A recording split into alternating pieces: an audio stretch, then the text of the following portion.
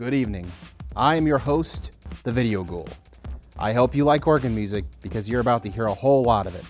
Tonight we are watching the atmospheric creep fest, Carnival of Souls. In this one, a young woman is involved in a car accident as a result of youthful road racing gone wrong. Miraculously, she is the sole survivor of the crash, and she wants nothing more than to move on with her life. But moving on proves to be more difficult than she imagined. Soon after her accident, she is haunted by visions of a ghoulish specter. What are his intentions, and where did he come from? All this and more will be answered by the end of our program. Carnival of Souls was directed by Herk Harvey. He was an industrial filmmaker who directed films for the Centron Corporation, a production company that made educational and industrial films. They made all types of films like educational videos for schools, tourism videos for cities and states, and general health and safety stuff. We here at Centron feel confident in our ability to help you solve your communication problems, whatever they may be. We have the modern facilities and a highly skilled staff ready to help you in motion picture production.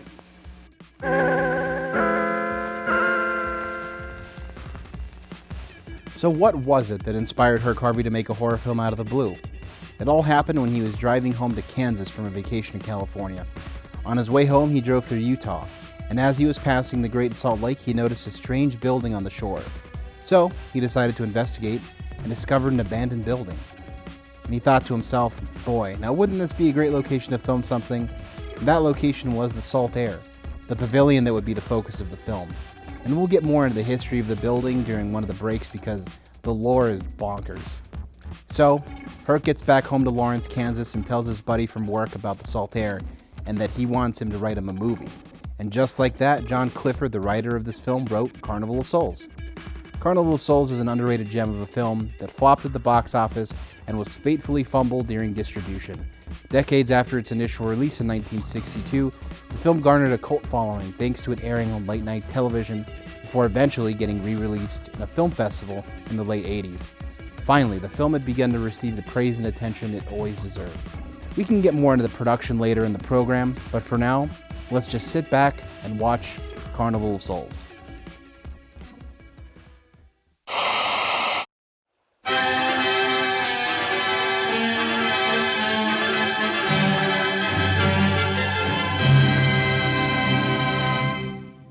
Hey, Joe, drag your foot, boy. Look what we got here. Hey, you want to drag, huh? Sure. Come on, man, get ready.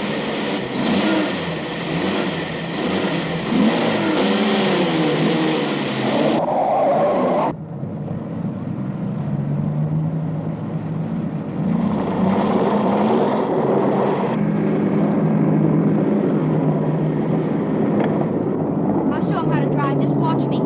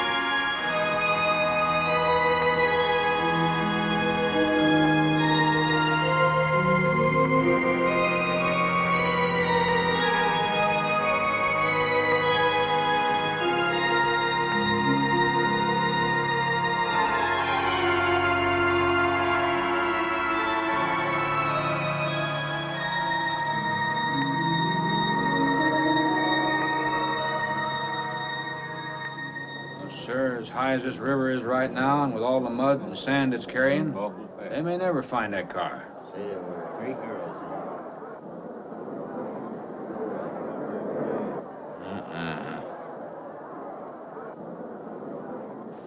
Right there. All right, now let's hear your story about how it It happened. wasn't our fault, sir. Yeah? We were the first ones on the bridge, and coming along, following the tracks, and they wanted to get around us, I guess, and they lost control when they dropped You off. sure you didn't crowd them off?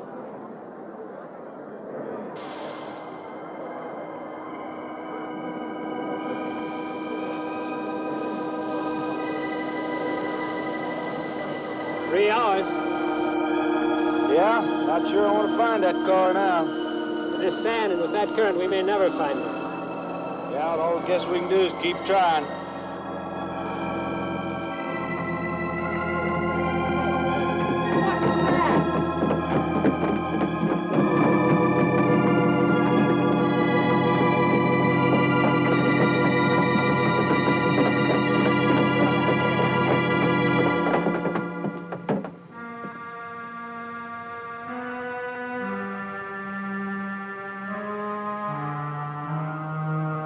Come on, let's get down there.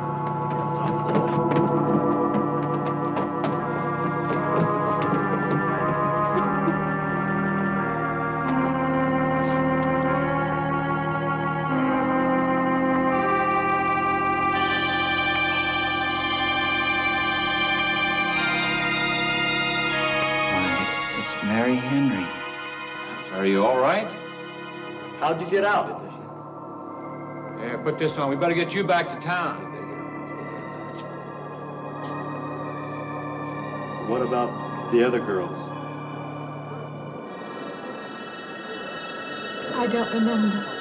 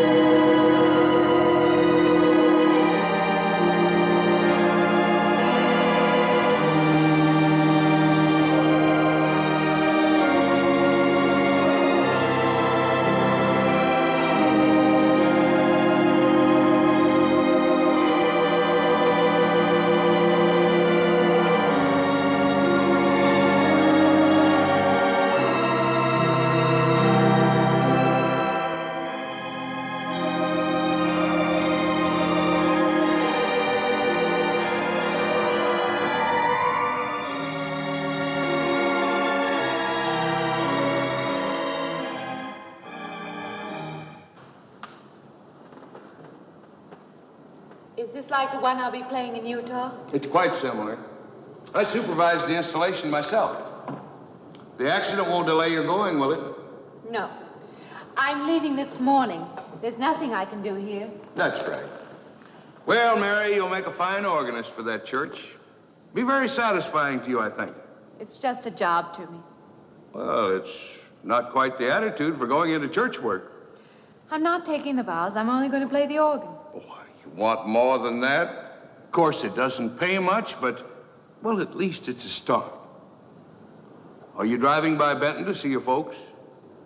No, I can't. I must hurry. I've got to leave. I'm going to drive straight through. Mary, it takes more than intellect to be a musician. Put your soul into it a little, okay?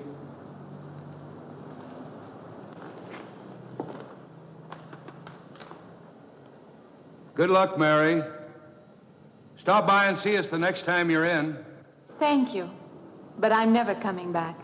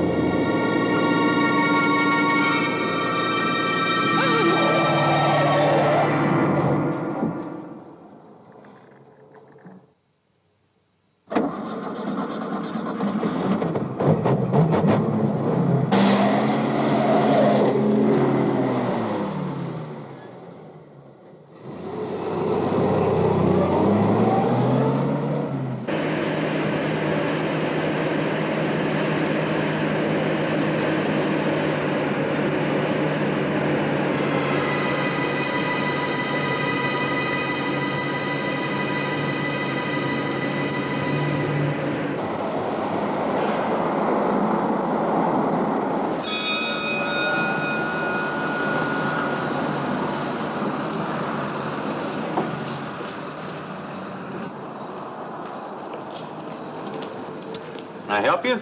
Fill it up. All right.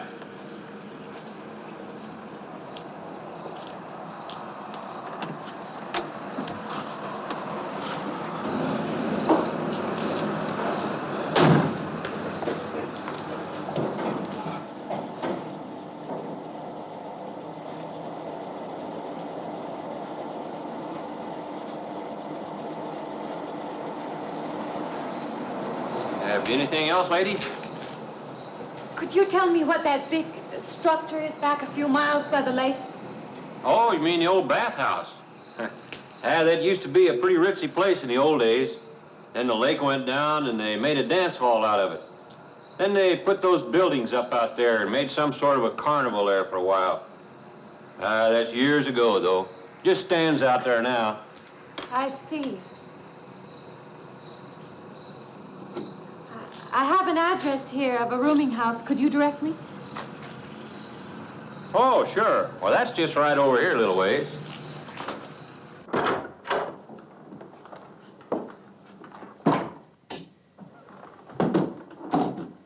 Been saving it for you since I got your letter. Could have rented it yesterday if I'd wanted. Oh, it's fine. It's just about what I expected. I knew you'd like it. This ain't no regular rooming house, you know. I only got you and Mr. Linden across the hall.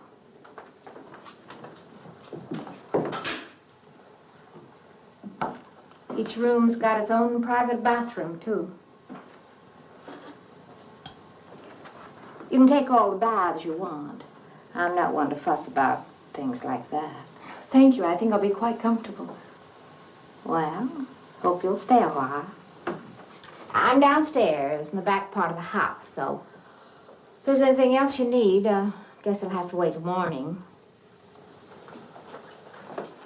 Good night. Good night, Mrs. Thomas.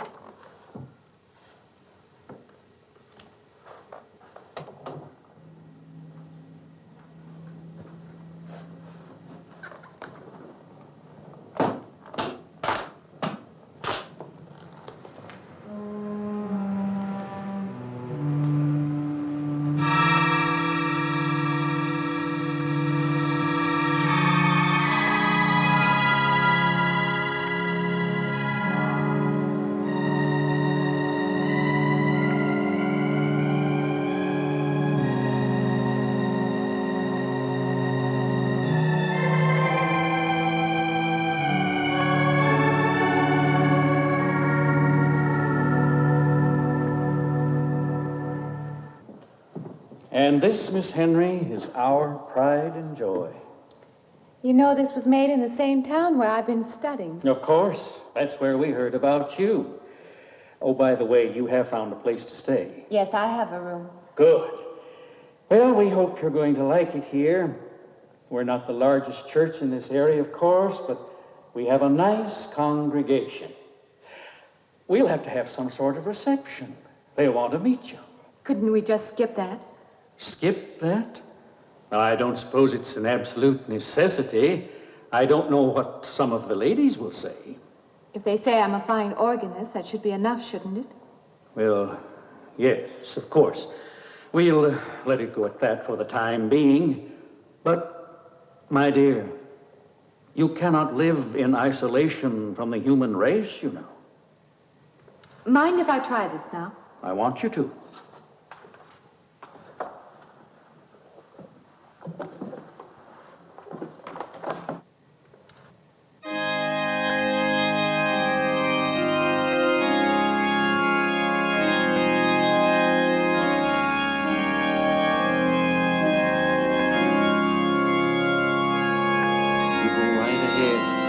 I'll be next door at the manse, if you need me.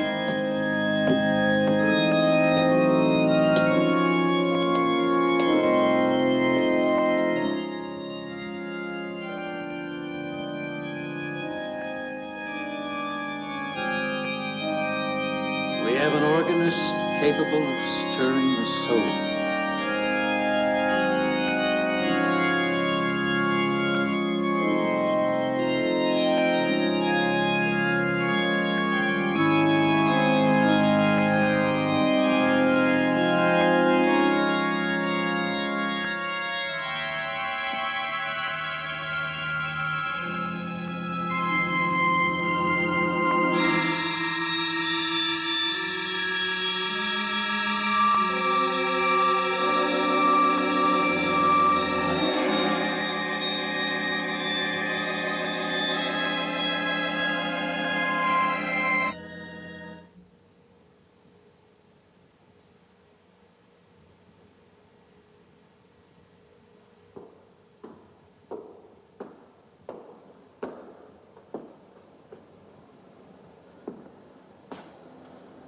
What do you see?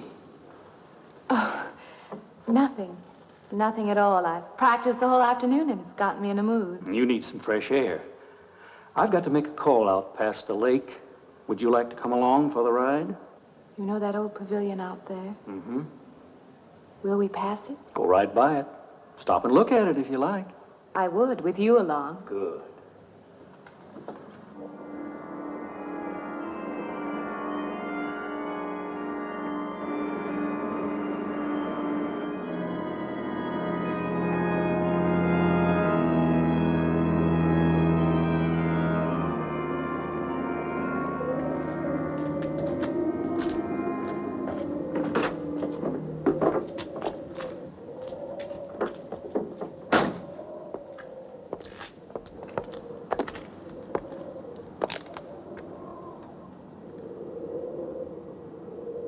This used to be quite a place. It's been deserted for a long time now. Will you take me in? My goodness, no. It isn't safe out there anymore. That's why they put up this barrier. It'd be very easy to step around it. What attraction could there be for you out there? I'm not sure. I'm a reasonable person. I don't know. Maybe I want to satisfy myself that the place is nothing more than it appears to be. Would you take me out there? No. The law has placed it off limits. Wouldn't be very seemly for a minister to break the law, would it? No. Maybe I can come back some other time. Shall we go along now?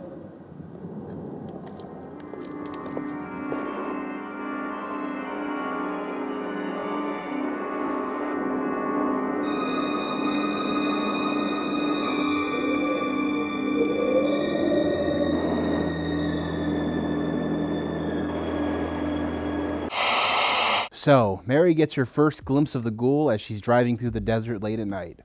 I should clarify that this character is never referred to specifically as a ghoul. The script just calls him the man. I call him a ghoul, though. I'm just calling him what he looks like. He's a ghoul. Look at him. Anyway, the ghoul, or the man, whatever you want to call him, is played by none other than the director himself, Herk Harvey. Herk Harvey served in World War II as a quartermaster in the Navy. And if you're anything like me, you probably don't know what the heck a quartermaster is, and why should you? I sure didn't until I was researching for this.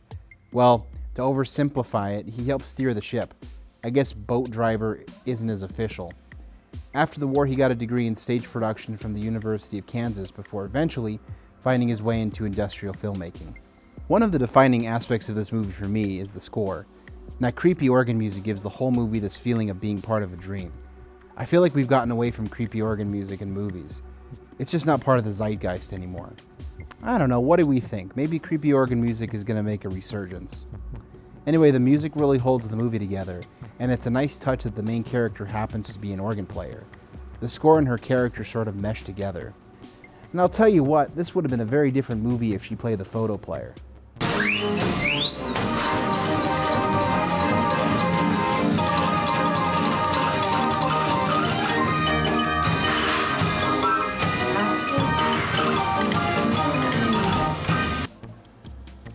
Candice Hilligoss, who played Mary Henry in the film, was a model and actor active in the 50s, 60s, and 70s.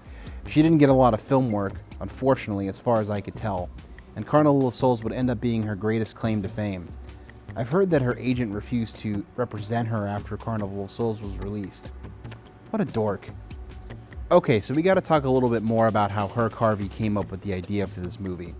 So when Herk Harvey was checking out the old Saltaire, he had a scene in his head of creatures rising out of the lake and dancing in the main pavilion. He held on to that idea, and when he got home from vacation, he approached his co-worker, John Clifford, who wrote the industrial and education films that he worked on, and asked him to write a movie. The only guidance Herk gave John was that he had to feature that scene I previously described. And with that, John would go on to write Carnival of Souls. It just goes to show you that you never know when inspiration will strike. Sometimes you just gotta be in the right place at the right time. And sometimes the right place and the right time means you gotta get out of your car and trespass in an old abandoned building. John Clifford would later go on to say that the process of writing Carnival of Souls was liberating because it was free of the constraints of the Hollywood format. You may have noticed that this film doesn't feature a romantic subplot, and Mary's character is cold and antisocial, and doesn't want to get too close to people outside of the basic pleasantries, especially towards men. A typical female lead, especially during this time, would likely conform to the traditional framework of a woman on screen. You know, polite, demure, and passionate. A character in that framework would have enlisted the help of a handsome man, and that handsome man would end up being the love interest. That probably would have been a note for improvement on Clifford's script from a Hollywood executive. And I bet that's why her manager dropped her as a client. Oh, one more thing before we continue. I can't stand the way the priest refuses to go with her into the pavilion. I hate the way he judges her for being even vaguely interested. What attraction could there be for you out there?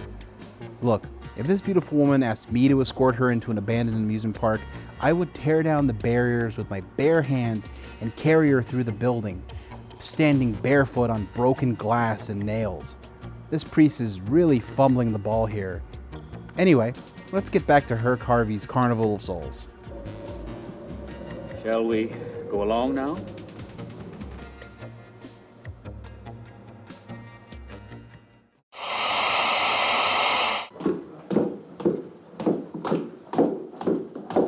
I thought that'd be you. Good evening. That organ playing must take a long time. You've been gone most the whole day. I went for a long drive in the country with my new boss, an elderly minister. Oh, that must have been a kick in the head. I learned that from my other boarder, Mr. Linden. Did you get your supper? Oh, I forgot. Well, this ain't no boarding house, but I got some coffee and sandwich makings left. I could bring you some up after a while. Good. I'll be taking one of those baths you're so generous with. Well, take as many as you want. I ain't one to make a fuss about a thing like that.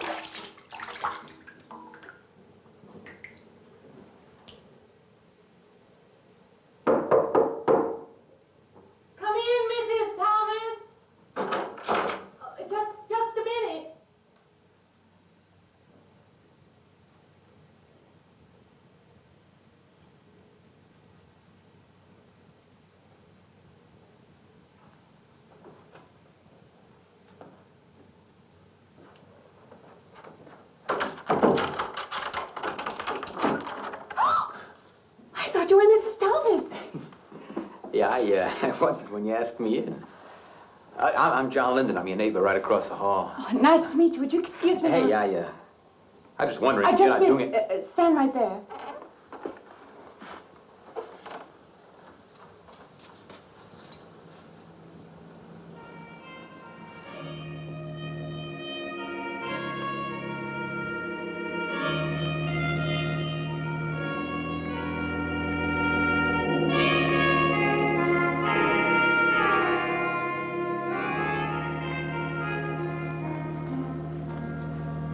I forgot to introduce myself. I'm Mary Henry. Oh, yeah, I know. I heard you tell Mrs. Thomas you haven't ate anything yet, huh? Well, yeah, I just thought, being neighborly and all, see, I haven't eaten anything either. I just thought maybe I'd ask you out to dinner. Oh, that's very thoughtful of you, but I can't accept. I know. We haven't met or anything yet, but I just thought I'm in the sorry. same house. You'll have to excuse me. Look, there's a real nice restaurant, right down the street, and I just thought, well, I'm just kind of a guy who doesn't like to eat by himself. I've made arrangements to eat in my room tonight. Hey, if you change your mind, you just holler. Looks kind of lonesome in here. Good night, Mr. Linden.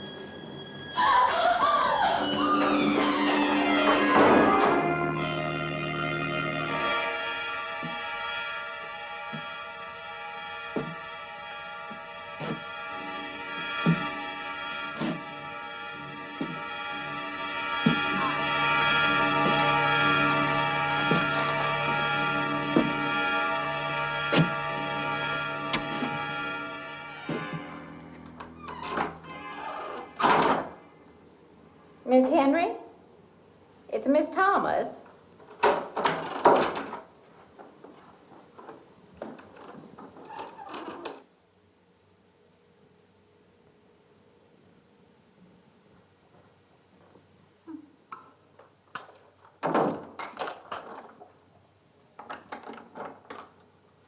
Who's the man in the hall?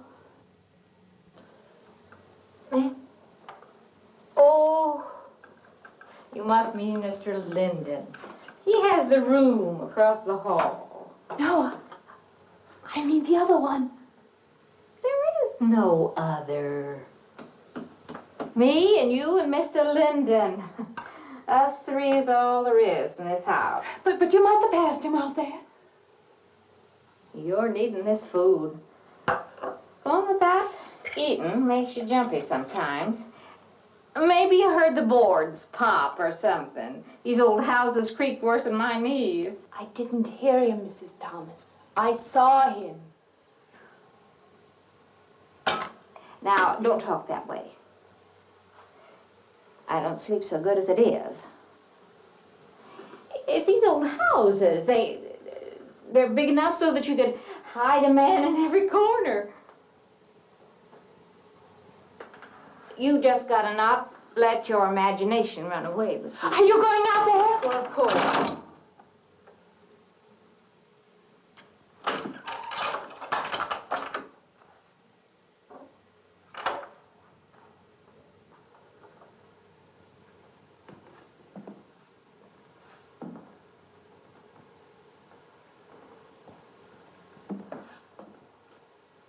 There's nobody there. Now you just go and eat that sandwich I made for you. Don't drink the coffee if coffee keeps you awake. It won't. Coffee never keeps me awake.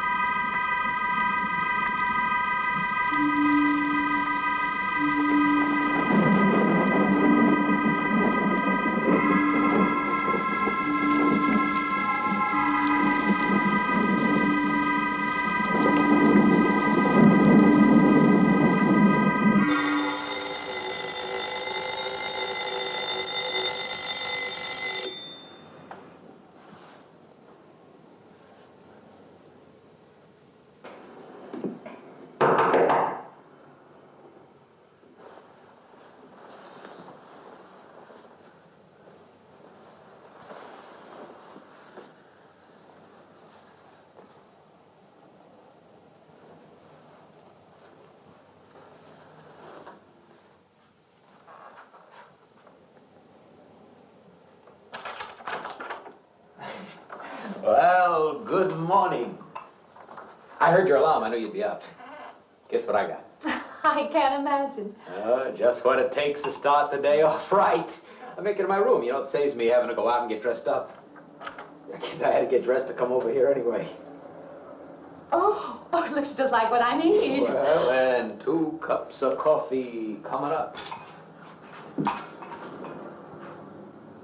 Say, I guess you took her on last night about me coming to your door and all, huh? I'm not a very sociable person ordinarily. How can I resist an inducement like this? What? Come on, I don't know all those big words. I'm just an ordinary guy who works in a warehouse, that's all. I make pretty good money, though. Hey, look, I got a couple of shots left over from last night. You want a little bit in yours?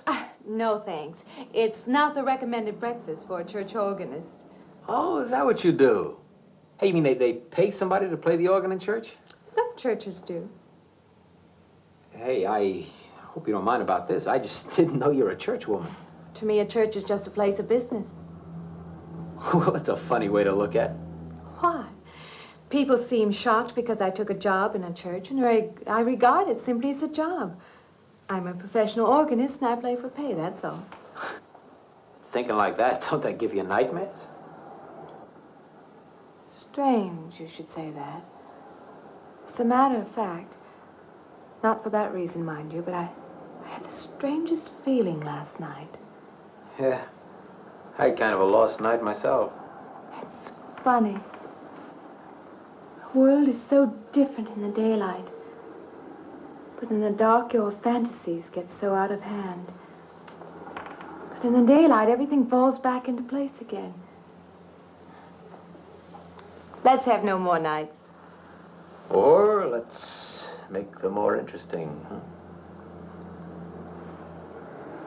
Say, how'd you get to be a church organist? I studied it in college. I could have gone to college. Yeah, I used to play pretty good football, but they wanted me to take a lot of classes and things, you know? Well, they're that way. Well, I'm just as smart as the next guy. Yeah, but I just didn't dig what they were teaching in school, you know? And the thing I hated most was principal products. Principal products? Yeah, you know, like the principal products of Brazil are... coffee, beans, and snake oil, you know, like that. Yeah. When I was at school, I couldn't care less. Now, what I cared about was girls. Didn't they offer a course in that? If they would have done that, I would have graduated. What's the matter? Can you still taste the coffee? Come on, what do you think, I'm an alcoholic? Look, I just like to start the day off in a good mood, that's all. You must be hilarious by noon. Look, I'm just the kind of a guy employers want, you know, the happy worker. Come on, now, make your morning happier? This morning, you're exactly what I needed. You're gonna need me in the evening, too. You just don't know it yet. I'll rinse off these cups. Oh, no. Just spoils the flavor for tomorrow. Well, thank you for the coffee. It was unsanitary, but delicious. Well, should have put some of the germ killer inside. Well, I hate to leave so early. I think you can get through the door. Hey, you know, you got the wrong impression of me. Well, I meant because you had so many things to carry. Oh. Like I said, I hate to leave. Well, it's been a pleasure, Mr. Linden, but I'm sure you have to get to work. Oh, don't you? No, I have the whole day free for shopping.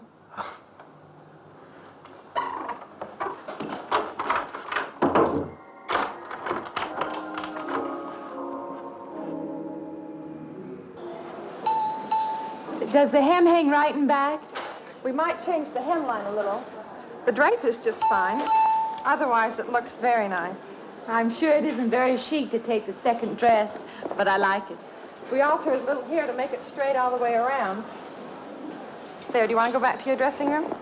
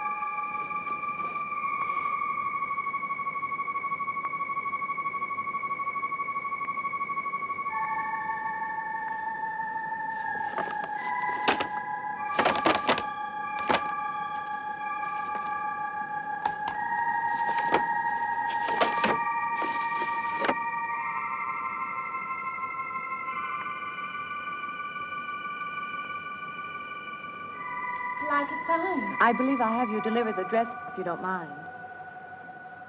I did say I'd take it.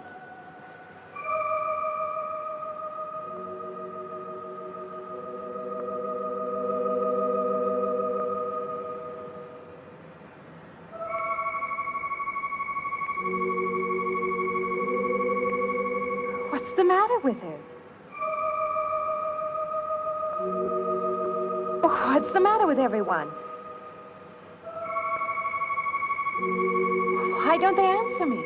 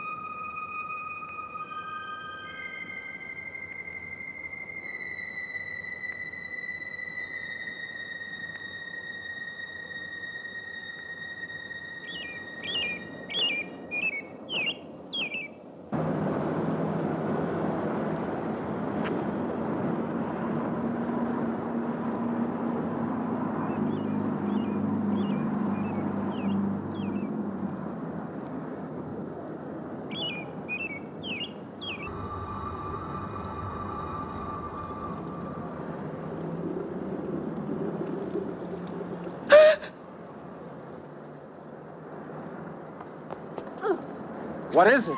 That man. I didn't mean any harm. I just stopped to get a drink. No. No. It was that man. That man. There was someone else there. That strange man was there. Now look, you've had a fright. Hysteria won't solve anything. Now control yourself. Look, I'm Dr. Samuels. My office is right across the street there. You've had a shock. If you would like my assistance, I'll be glad to offer it. Thank you. Could I come with you now? Certainly. I'll take her over to my office. We'll see that she's all right.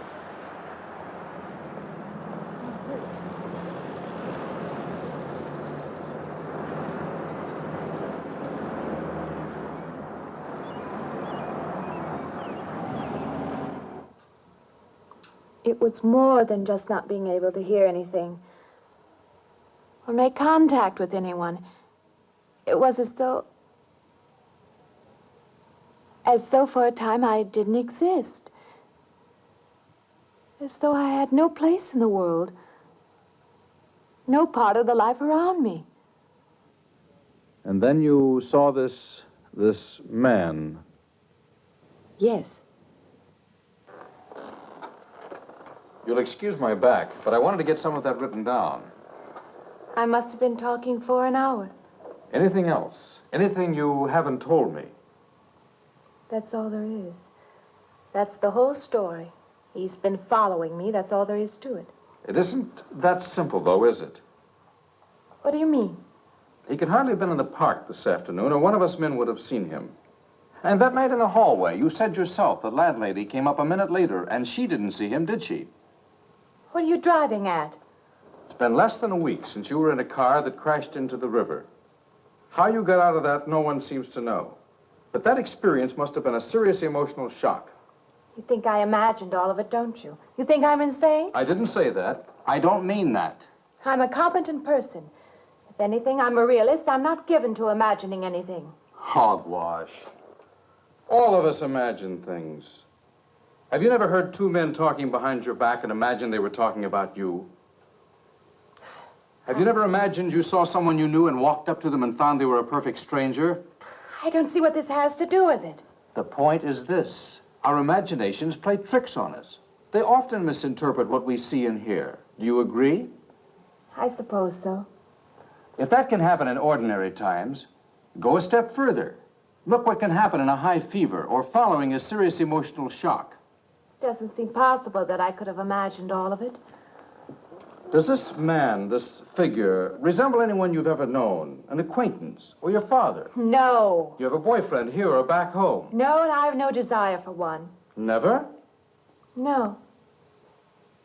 I'm surprised to find myself saying that. But it's true.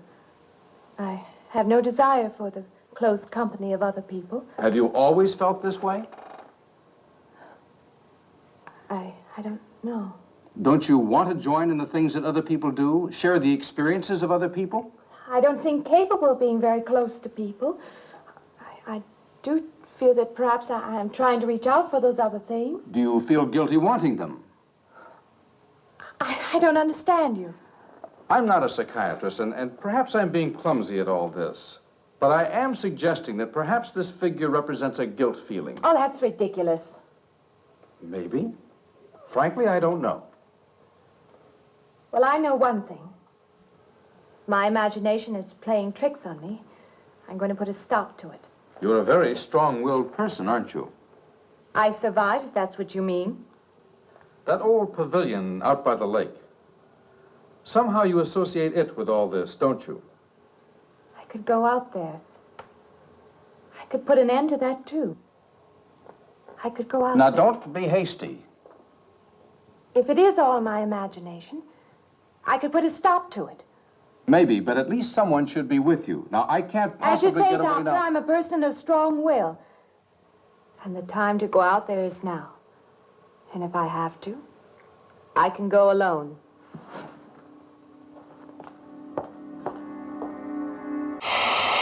At the beginning of the last segment, we were introduced to John Linden, the pushy and leering next-door neighbor, played by Sidney Berger.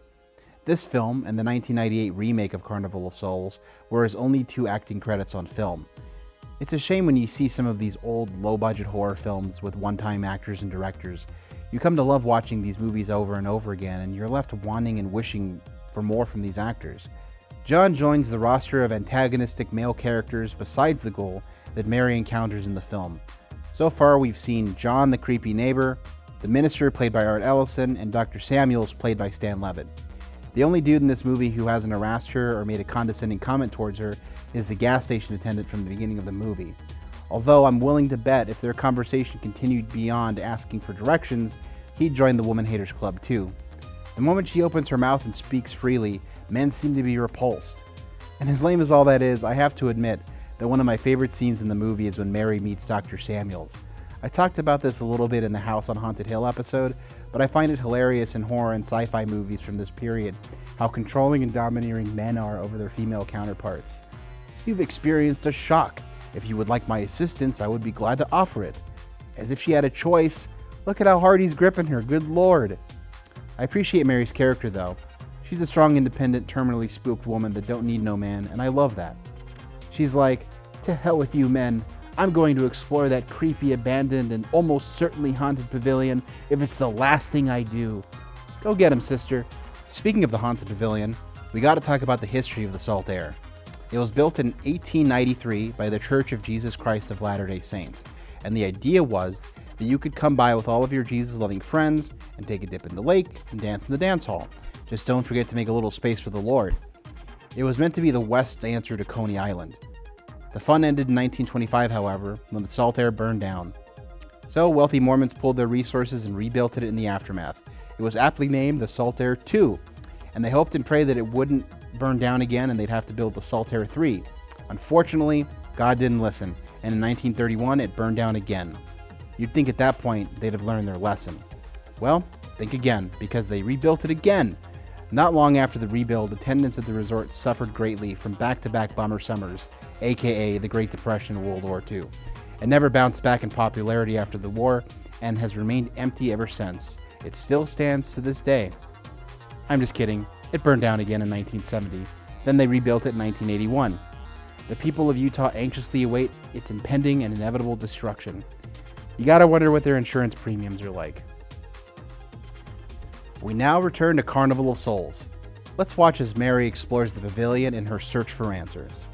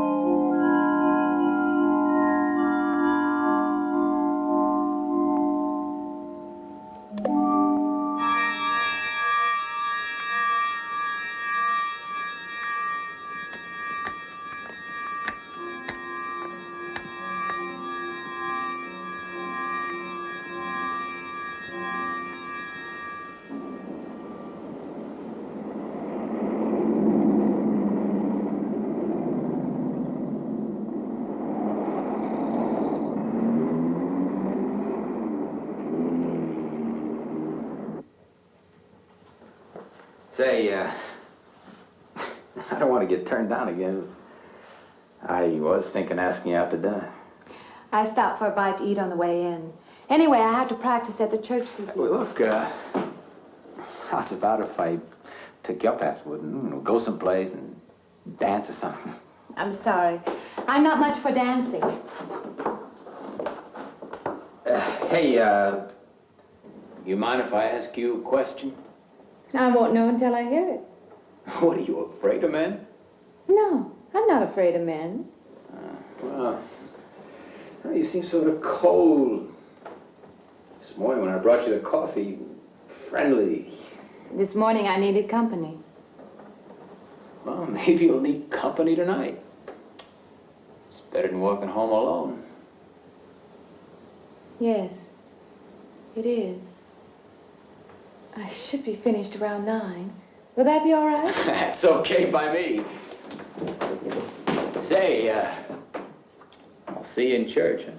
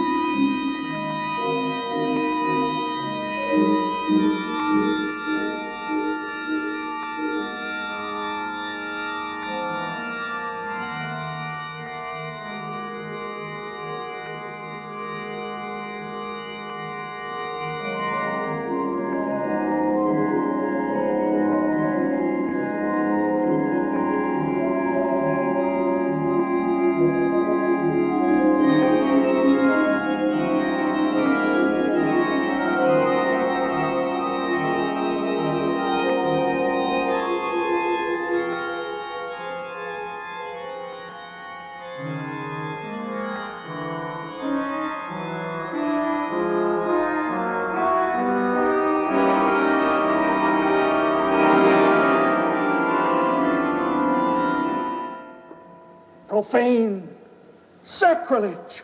What are you playing in this church? Have you no respect? Do you feel no reverence? And I feel sorry for you and your lack of soul. This organ, the music of this church, these things have meaning and significance to us. I assume they did to you. But without this awareness, I'm afraid you cannot be our organist. In conscience, I must ask you to resign.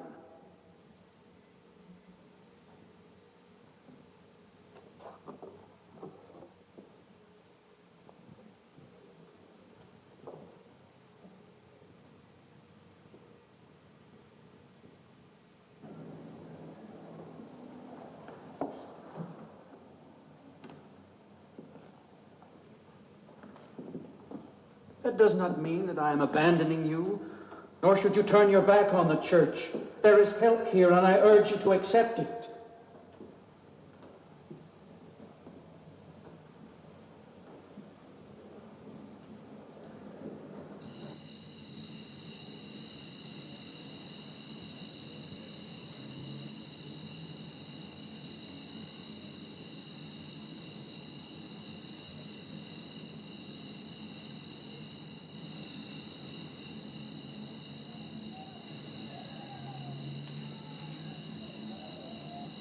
Well, hi there.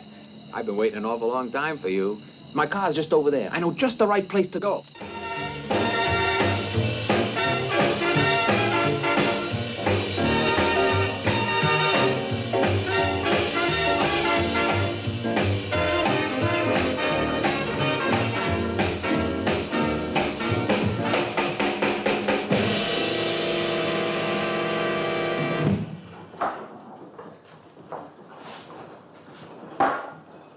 What's the matter? Don't you drink either? Not really. Not really. How else is there if you don't drink really? Answer me that. Now, me, I not only drink really, I really drink.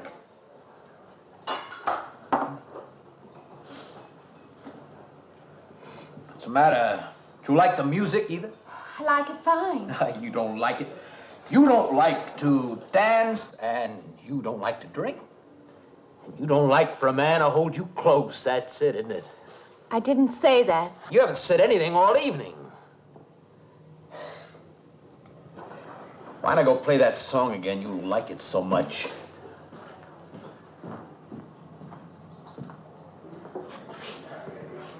Hey, Johnny, who's the doll?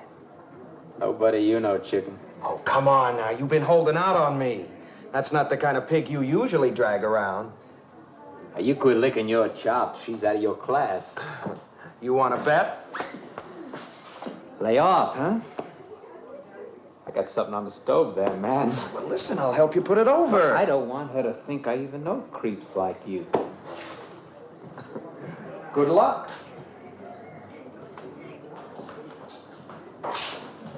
Meet someone you know? Yeah.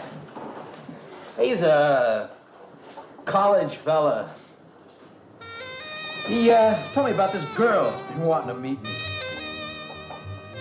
Wanted me to meet her. What'd you tell him? I said, how could I? You're my date, you know.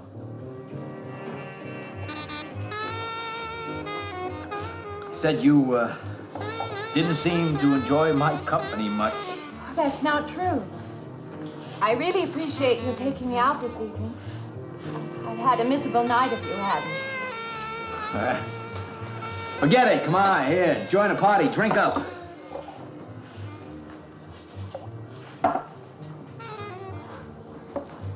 Look, I paid good money for that stuff. It ain't poison.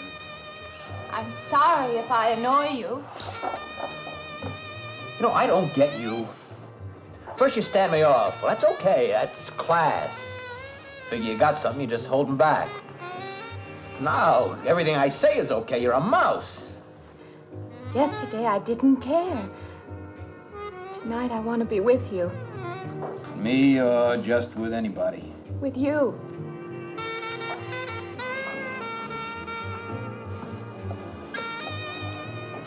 Why don't you thaw out, But maybe you want to be alone, huh? I'll leave you alone no, if that's what you want. I like being with you, really I do. I don't want to be alone tonight. I want to be near you.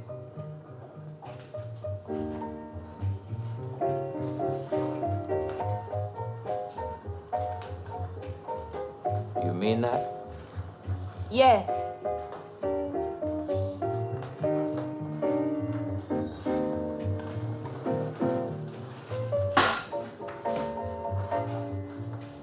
Why don't you and me get out of here, huh? You know, my room's only a couple of feet from yours. Ain't likely to get very far from me, are you?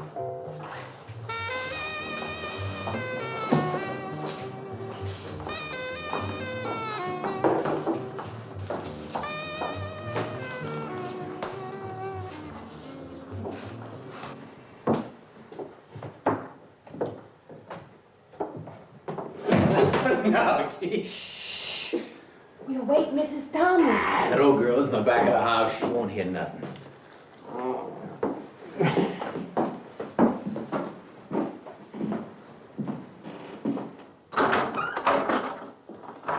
Honey, you don't want to go in there all by yourself, do you? It's dark and it's lonely in there.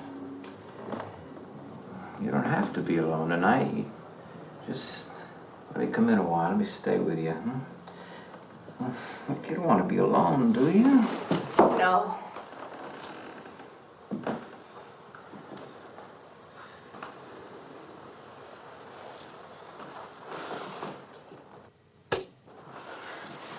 I'm sorry. Look, honey.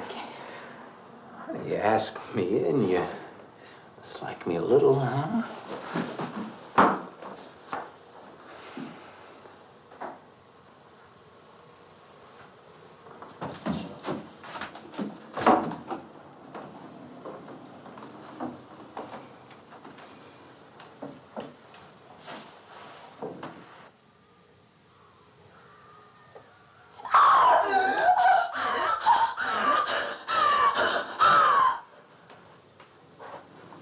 Hey, what's the matter with you?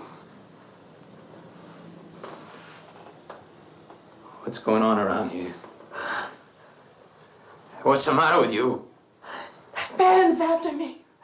You gotta stop him. He's after me again. I'm getting Now out. you have to go. Not me, sister. That's just what I need. Get mixed up with some girl who's off her rocker. I don't want to be left alone.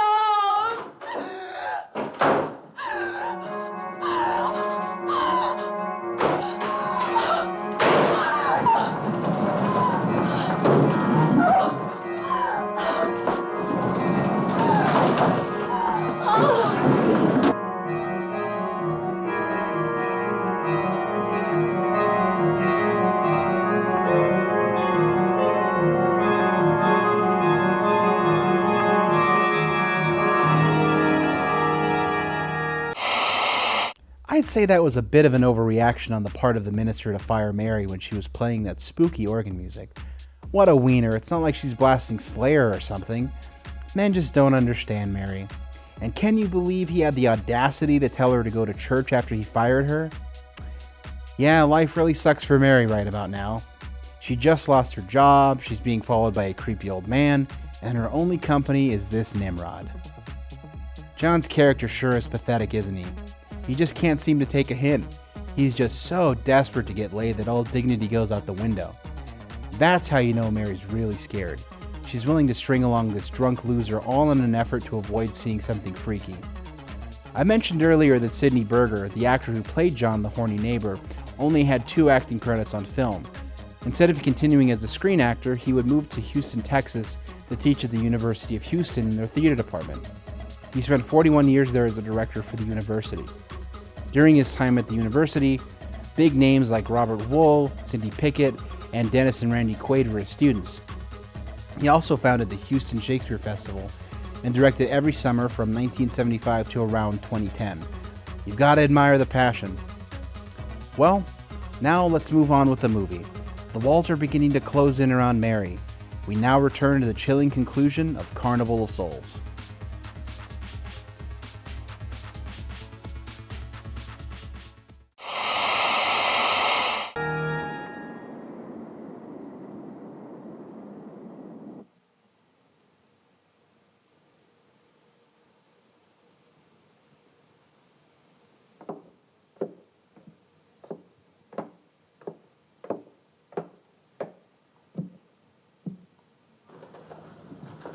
What'd you find out, Doctor? Not very much, I'm afraid. I'm sure glad you just happened around. I was going to call somebody, but I was afraid I'd have to pay the bill. I came on purpose. I've been thinking about her ever since she left my office yesterday. What's she been up to? Only the devil knows that. I heard her moving things all around that room all night. Never heard such goings on. And she wouldn't let me in her room this morning. She's a strange one. She absolutely refuses my help. I can't say that I blame her. There's something about her that completely baffles me. I've urged her to call upon me if she feels she needs help, and I hope she will. I can't let her stay in this house. You won't have to worry about that. She's determined to leave the city, and she wants to get away as soon as possible. I hope she does leave. I hope she can.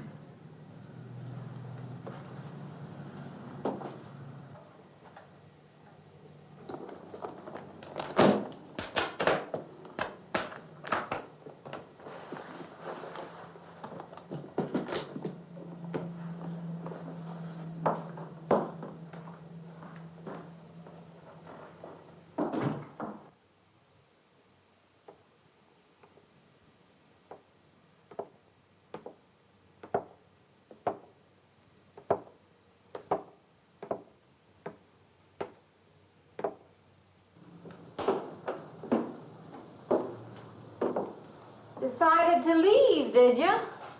Where you going?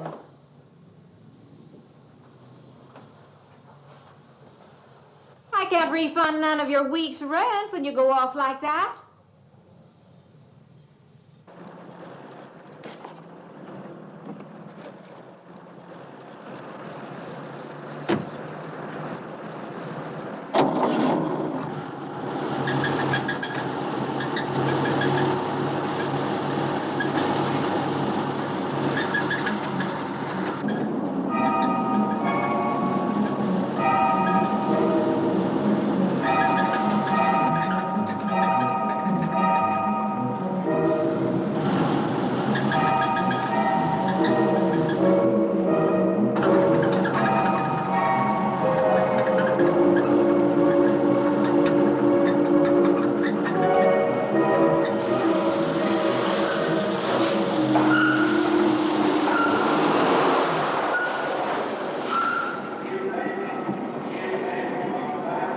Sounds like your transmission. Can you pull it up on the rack?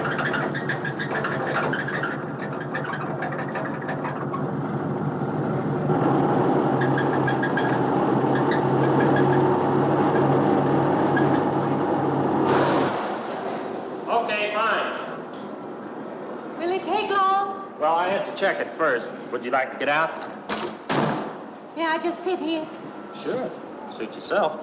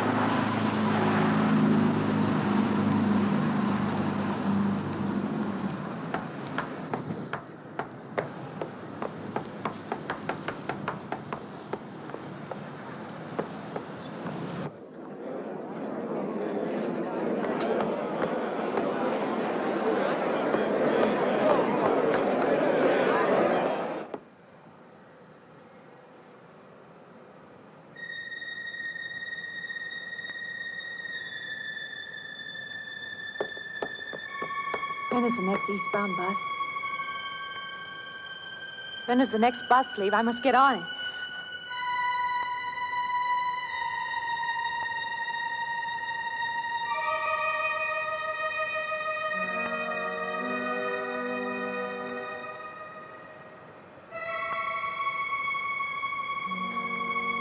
I want to get out of here.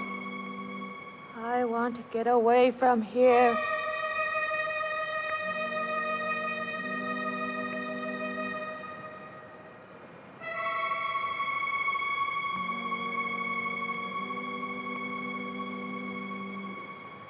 Eastbound bus. Now loading. Gate 9.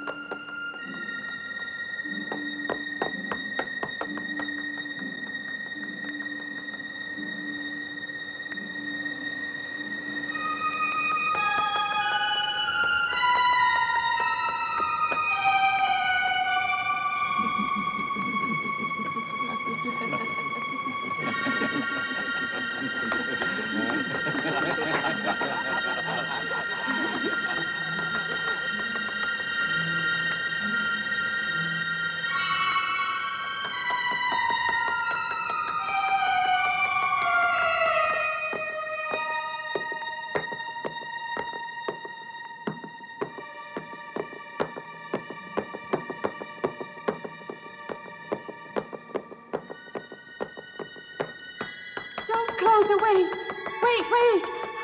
Let me in. You gotta let me in. I gotta get on that train. I gotta get away from here. Please. Please.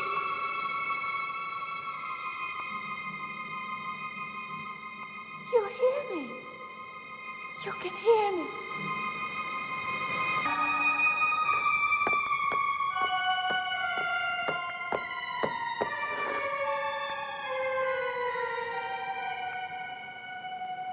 Why can't I hear anything?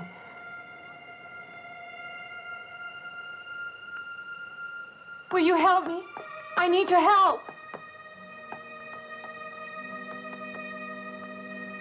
Just a moment, please.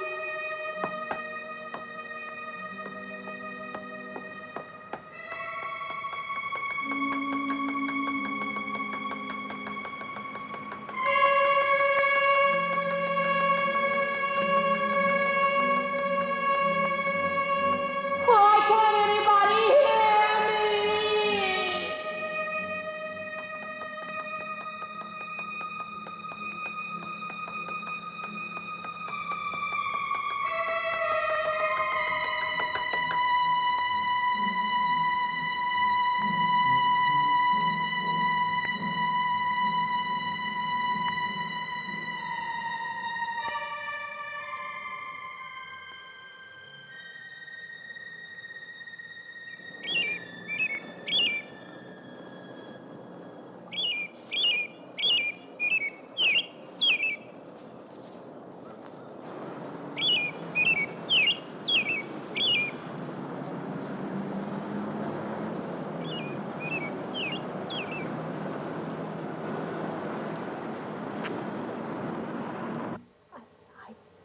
Came to you, Doctor, because you're my last hope.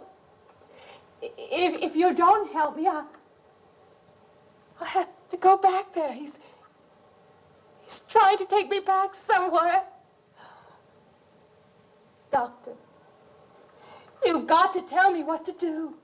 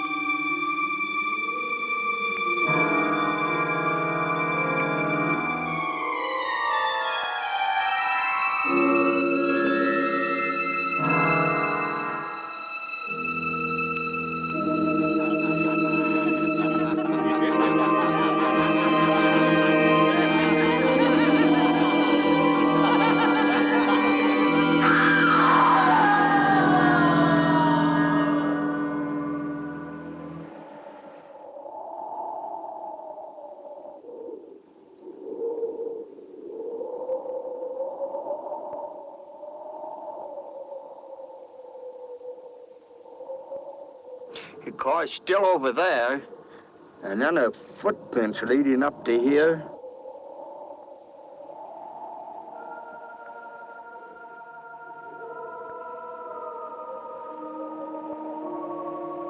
And then nothing.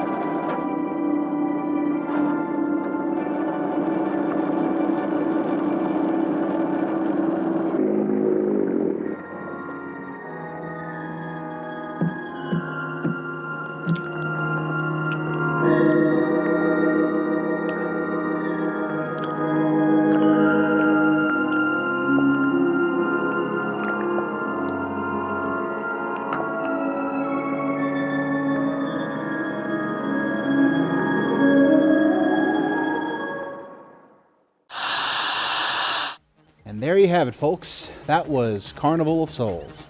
It turns out that Mary was dead the entire time. What a twist! So basically, Mary is going in and out of a dreamlike state, where she slips in and out of the realm of the living. Her soul is caught between life and death. The scenes where she's actively interacting with the world is a purgatory-like state. I guess you could say it's all in her mind. In the scenes in the movie where she can't be heard or seen, she's like a roaming spirit of sorts. That's the surest sign in the movie that she is dead and not actually a member of the living. They say you can't escape death and taxes, and the ghouls are here to collect. Overall, Carnival of Souls remains a favorite of mine, view after view, because of the dreamlike quality of the film, the beautiful cinematography, and the indie feel of the film's production. It's a simple film, but it's effective. Even though the film was not commercially successful during its time, it would ultimately be an influence on new generations of filmmakers like George Romero and David Lynch. George Romero's Night of the Living Dead, for example, shares thematic elements with Carnival of Souls and has scenes that are reminiscent of Carnival of Souls. It might be coincidental, but I think it's funny that both films should be so similar considering both projects were independently produced and directed by commercial filmmakers in the 60s. In David Lynch's case, you can draw parallels between the surreal and dreamlike narratives of Eraserhead or Twin Peaks and Carnival of Souls. My point is that horror movies owe a lot to Carnival of Souls. It's scrappy horror indies like this that helped usher in the modern horror genre that we enjoy today.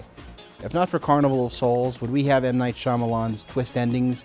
Would we have James Wan's depictions of unseen worlds inhabited by otherworldly entities? It's possible, but what do I know? I'm just a ghoul. Well, that's about all the time we have for today's program. Catch us next time for another spooky flick. Until then, don't forget, I'm the Video Ghoul.